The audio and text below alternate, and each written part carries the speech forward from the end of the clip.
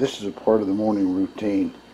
And that stuff right there, that's the daily accumulation of dog hair. I guess my mat there, it's hard to see the mat, it's all clear, but it's right there. I think it has static electricity or something that collects all the dog hair. But every day, part of the morning routine. Having a smart TV makes finding your favorite channels really easy. You go up here and clear it out. I don't like the way the thing works, but let's just go up here and hit A. Look at there. Look at all the choices I get. Or I can come down and clear that. Go over and hit something like M. And usually it shows Mr. Pete. If I put an R on it, then I get Mr. Pete. It knows what I watch. We come up here, we put an R in it.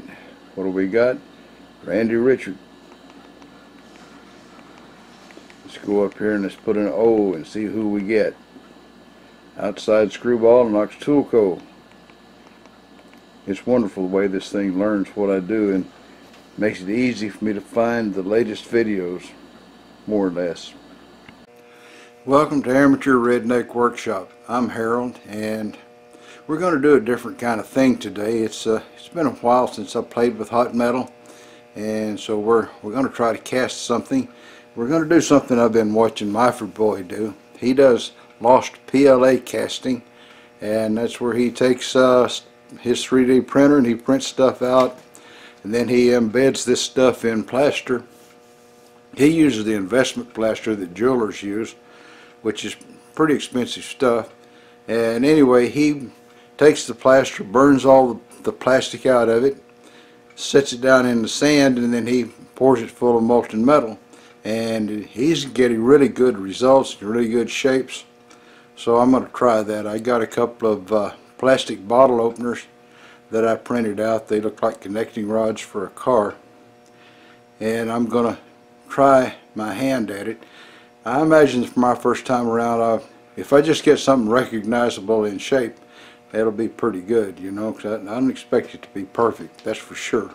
A week ago, I guess, I got this letter here, and the boss lady saw a female handwriting on it, and she ripped it open and took a look at it and said, somebody sent you some tickets or something.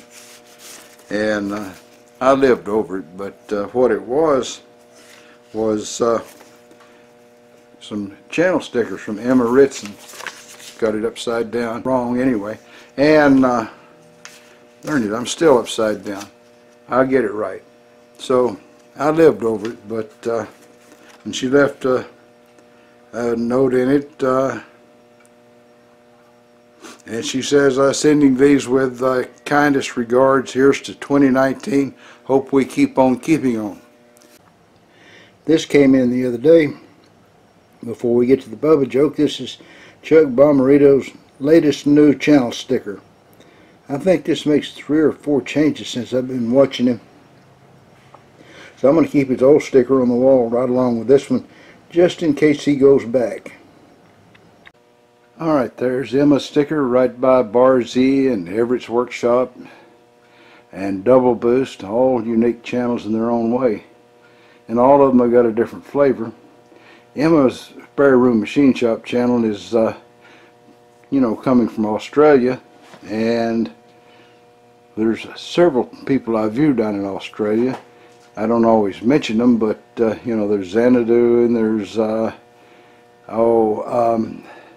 Bundy Bear's Shed, there's Lucky Jen 1001, and so on. There's a lot of good channels in Australia, and they all do something different.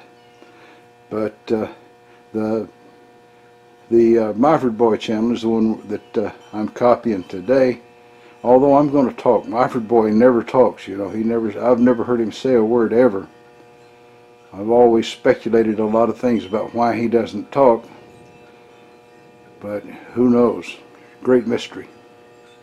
Oh, Emma's stickers have a little cutout section around where you can sort of peel this thing back and it comes off. That's a lot better than the sticker company that I've been using. The ones I use, you got to go over to the side here and separate it and peel it off, you know, and a lot of people don't want to do that. Now, having watched Myford Boy do this stuff, I guess I'll put my reading glasses on because this is going to be up close, kind of. After watching him do this little job, I got all the details worked out for me. We get this super glue, and I'm going to glue these guys on like this, which I think will make it possible for them to get the greatest flow of aluminum into them with the least trouble, I hope. And again, it may not work out. I may have to do it 2 or 3 times to ever get it right.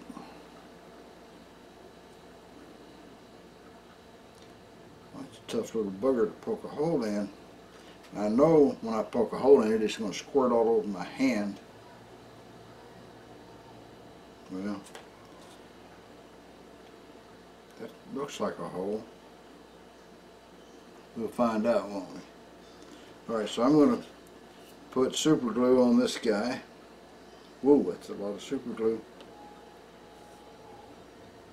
And I guess I'll just wind up holding the little fella until he's melted down good and solid here. Not sure, but what I might should have made a little flat on the side there so it'd have more contact and have a bigger hole. I don't know. Well, I found flat places on the plastic and I put super glue on it, and then I read on the super glue plastic that package that it won't work on certain plastics, polyethylene, polypropylene, and such. I don't know what PLA is, but it looks like it may stick. So I'm going to let it sit there for a while like that to see if it really does stick, and if it does, then we'll move on to the next step of the project. I really think I turned everything the wrong direction on my little cardboard, because we're going to cut the bottom out of this thing. Well, it'll still fit. Okay, lucky us, it'll still fit. We'll be back on this in just a minute.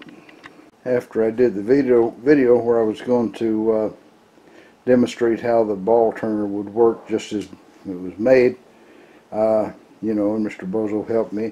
But I finished up with making this guy out of 1-inch stock, and then I got to thinking about it, and I thought, well, what if I tried purposefully to make an oval shape? So I made this one out of 1.25 inch stock. Now, I'd used a 3/8 bolt on the first one. I used a 5/16 on the second one, and it was a bit flimsy and floppy, and I managed to bend the bolt while I was turning this, so I had to turn it down to 1/200 thousandths. Had to get rid of 50 thousandths to get rid of the you know, the eccentric work. But by setting the thing to make an oval, you can make a handle like this for a lathe and stop on this side at a particular side. Just keep, you know, cutting down to the point on this side, and on this side stop at a point there. Move the tool forward to where it begins to make a concave shape, and then cut this part of the tool. So it'll do that too. I didn't make one like that. I can see how to do it, so I didn't do it actually. But I had it on this one. I had set the tool to make a 2-inch ball, and then I had an 1.25 inch piece of stock, and this would be measured from the end here to over here to where the hypothetical point would be. It measures 2 inches. So I figured if you want to set it for 3 inches, and I think that may be getting about the limit of what I can do. It's about 3 inches. You should be able to turn that little booger right there with no problems at all. In fact, you could probably turn that little booger set for 2 inches, because this is about the right size for a handle right there as it is. Right now it's more of a cabinet knob, a large cabinet knob, or a gear shift. Anyway, that's something I've been playing with just for my curiosity. Well, it seems to have set quite well. There seemed to be solid on there. So I'm going to take this bowl, I'm going to turn it upside down on here, and I'm going to glue it down with some silicone seal. But before I do that, I'm going to cut the bottom out so I can pour the silicone seal in the top, or in the bottom. The bottom's now the top, huh? And I've got to go find my engraver. I'll use it to vibrate this thing and knock all the bubbles out, maybe. And I got to get a bowl to mix the plaster. I'll be right back. Alright, so I've got the bottom cut out of it in preparation for it being the top. So I'm going to spread some of this silicone seal around it.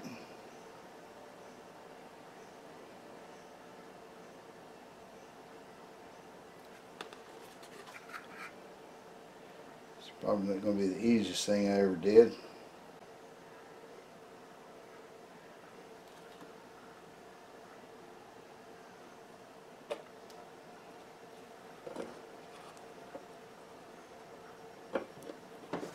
Now I've got to make sure that I've got the glue where it'll actually seal the plaster in when I put it in there.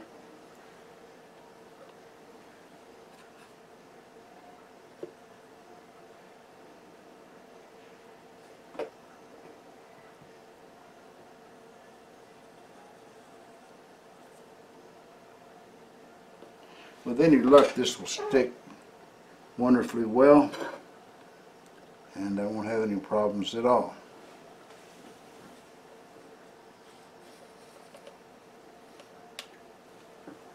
I would bet that's stuck down.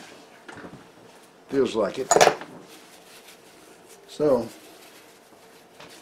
put the lid back on this and pretend it's going to be good the next time I open it up and not solid as a rock.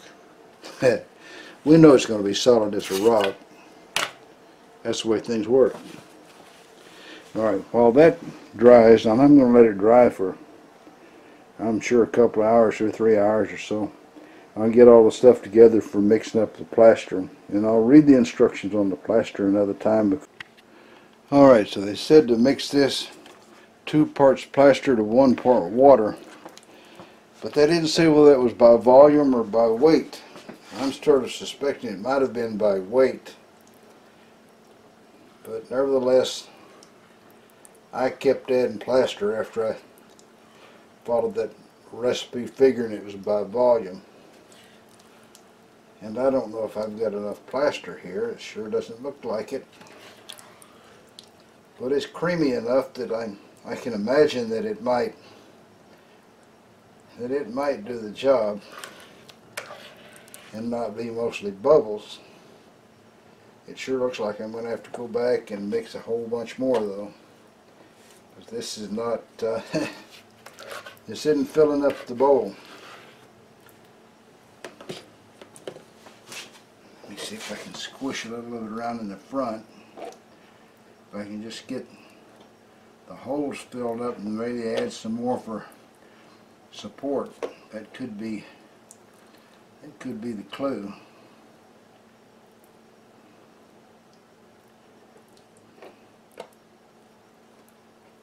Alright, that's definitely not enough plaster. And I've got 5 to 10 minutes to work it, according to the instructions. So, go back and mix some more of this real quick. You guys don't go away. Well, this better do it. This is the whole 4-pound box and all I've got. So, I'm hoping that it's sort of right. Maybe. At some point. I may have got this a little bit too thick. It's about peanut butter consistency, I guess. Not quite peanut butter, but pretty darn close. I guess maybe I better add some water. I'll be back.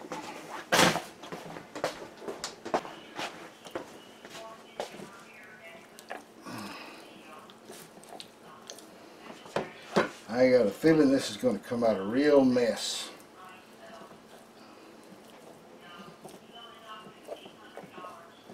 The stuff I'm adding is getting hard on me too quick.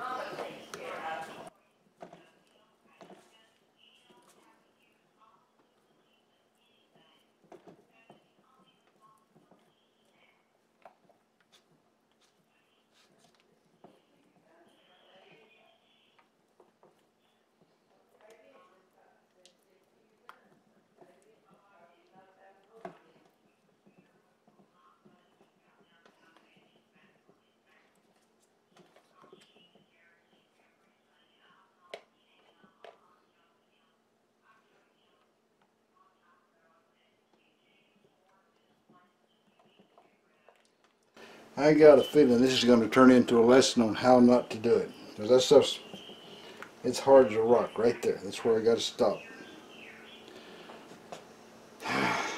Okay, well, we can always do it over again until we get it right. Alright, so I feel like that's pretty much going to turn out to be a failure. When I take the plastic off of it, it's probably going to fall all apart and not going to be usable in any way at all. So I'm getting started all over again, printing more parts to do it right the next time. I should have watched a few YouTube videos on how to mix plaster before I did this. I started out right by mixing 2 cups of plaster and 1 cup of water and stirring it gently by hand. And then I went back to the other end and I poured plaster in and put water in it, and that got hard in a super hurry, which if you watch the videos they'll tell you don't do it that way. To put your water in there and then put the plaster in the water. What the heck, I didn't know, but next time I'll get it right. But it's going to take a while. It'll take me probably several hours to print all these pieces over again. I need 2 connecting rods. Those 2 pieces there will be just the 2 halves of 1 connecting rod. So however long that takes, you can double it and then add in some time for the rectangle. And that right there looks like it's, I don't know how good that's doing. One of the things that discourages me from using this stuff for sand casting is the warping. You know, you get a lot of that. Well, that's how the first time around came out. Not filled in at all. That wouldn't have done any good any place. I've got to make sure it's thin enough to run under and through and all that sort of thing. Well, that's all, folks. Y'all try to subscribe if you're not already a subscriber. Leave a comment if you got something to say. And above all, remember, keep on keeping on. Bye now.